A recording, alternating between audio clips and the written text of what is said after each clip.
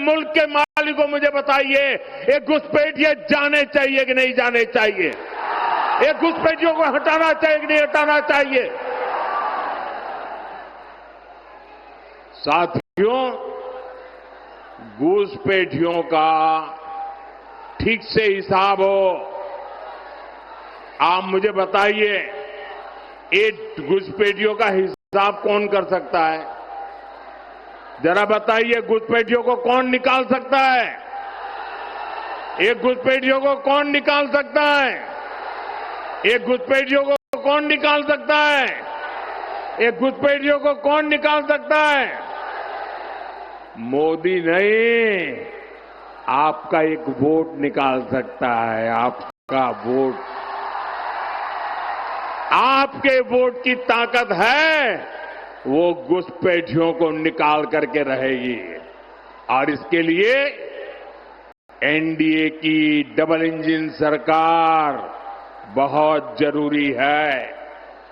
साथियों, कांग्रेस हो, आरजेडी हो, इन्हें देश की सुरक्षा से कोई मतलब नहीं है। इन्हें देश की आस्था से भी कोई मतलब नहीं है। इसलिए सब लोग हमारी आस्था, हमारी संस्कृति का भी अपमान करते हैं। आपने देखा, कांग्रेस के जो नामदार है, वो बिहार आकर छठी मैया की पूजा को ड्रामा बताते हैं। ड्रामा! क्या ये छठी मैया का अपमान है कि नहीं है? हमारी आस्था का अपमान है कि नहीं है? हमारी माताएं बहनें छठी मैया की आराधना में कितनी तपस्या करते हैं, तब करती है, पानी तक नहीं पीती। ये उसको नौटंकी कहते हैं। और आरजेडी वाले नामदार, ऐसी जब आती है तो उनके मुंह पर ताला लग जाता है। यही नामदार उछल उछल करके, टीवी वालों को बुला बुला करके, जब महाकुंभ चल रहा था तो महाकुंभ के स्नान की मजाक उड़ाते थे।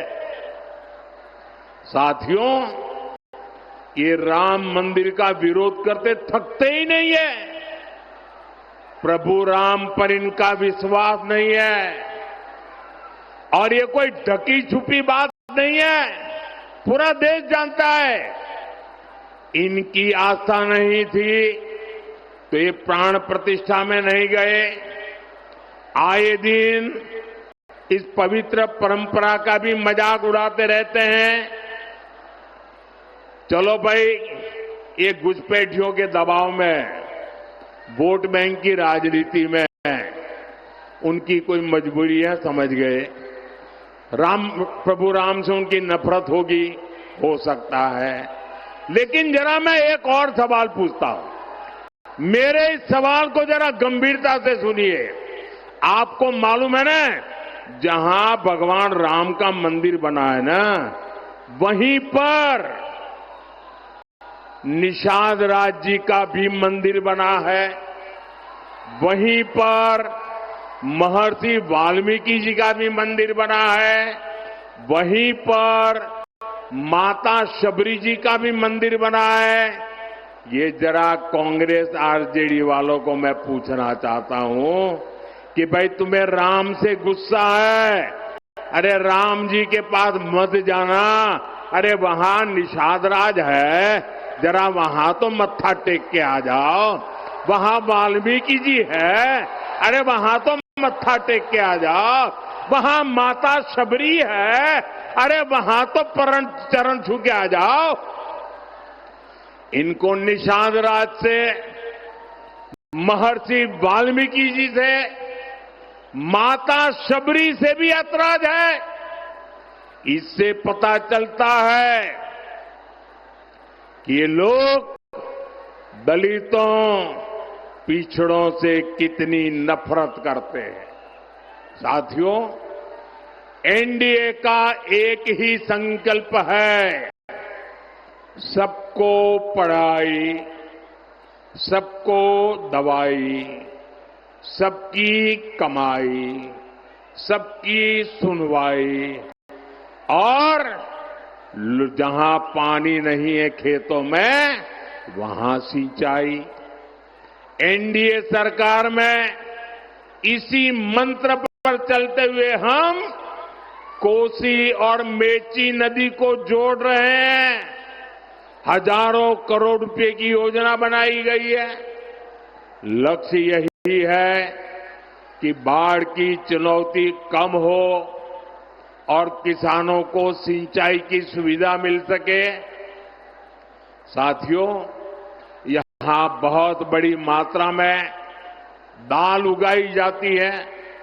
हमारी सरकार ने दलहन किसानों के लिए बहुत बड़ी योजना बनाई है। इससे दलहन किसानों को बहुत लाभ होगा।